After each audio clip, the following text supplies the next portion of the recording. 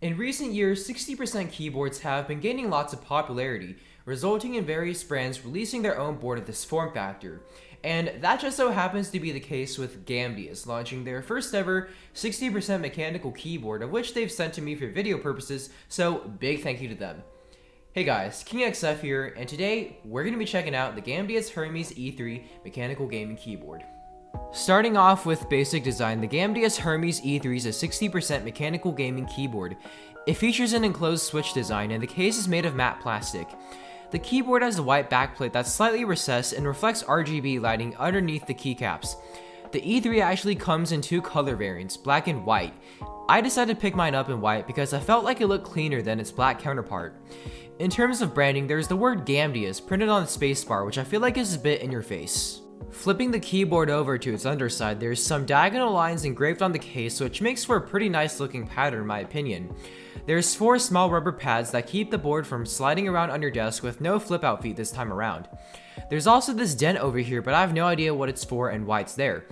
Since this is a 60% keyboard, the only lock that's on it is caps, and the indicator is built into the LED itself, which turns white when activated. The cable on the Hermes E3 is a detachable white rubber USB-C cable, which is always nice to see. It measures in at 1.8 meters or about 5 feet 11 inches. Even though this cable isn't braided, you can always get a custom cable to replace the stock one because of the USB-C connection. Mashing onto the keys, there's a little bit of flexing, but as always, this won't happen unless you're really trying to break your keyboard, which I don't know why anyone would want to do that. As for accessories, it comes with a small plastic keycap holder, nothing else.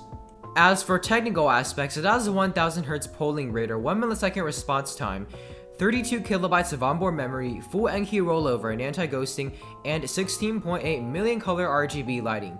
No software is available for the E3, which may be a good thing because that's one less thing you need to download on your computer.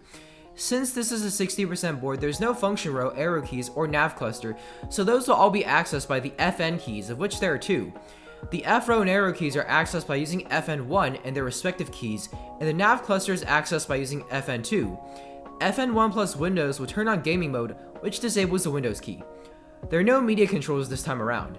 For lighting control, FN2 plus 9 will toggle between the lighting effects, FN2 plus 0 will turn off and on the RGB, FN2 plus hyphen and FN2 plus equals will decrease and increase brightness respectively. For cycling through the color of the effects, you use FN1 plus open bracket or close bracket. FN1 plus semicolon or apostrophe will decrease and increase the speed of dynamic effects. And now I'll show you all of the 19 RGB lighting effects.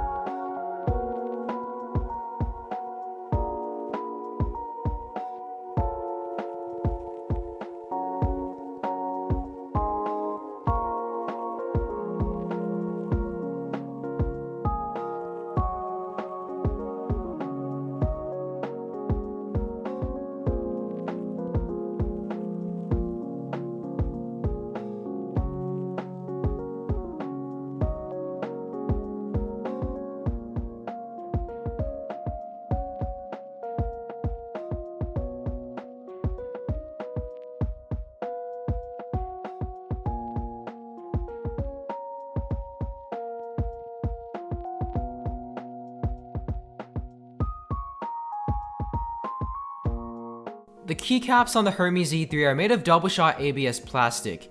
The font on it is a big and bold gamery looking one, which I wouldn't say is my favorite. However, the secondary characters are illuminated. The keycaps come in a standard bottom row layout, which means you can replace them, although you will be losing the indications for the nav cluster keys.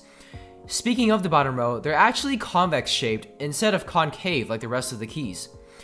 As for stabilizers, it uses cherry style stabs.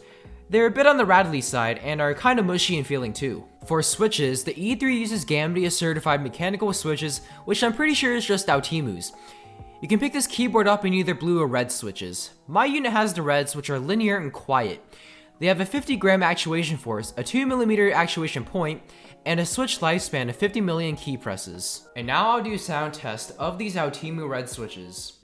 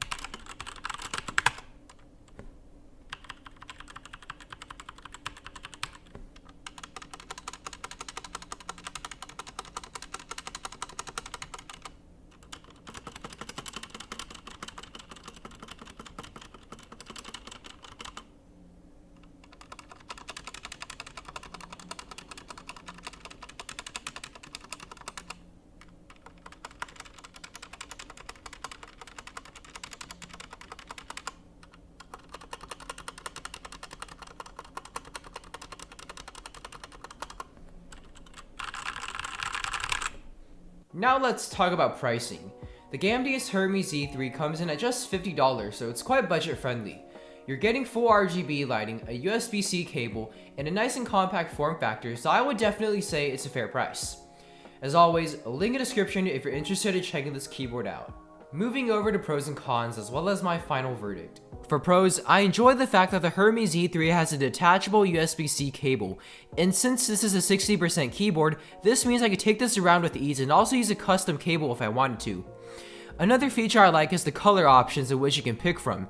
Everyone's setup has a different color scheme, and because you can get this in either black or white, it'll match a lot of people's setups. The amount of switch options is also a welcomed factor. Even though there's only two choices, a clicky or a linear switch, it's definitely better than only one. Lastly, I appreciate the inclusion of the keycap puller because not all big brands out there include things like this, so it's always nice to see smaller ones doing so.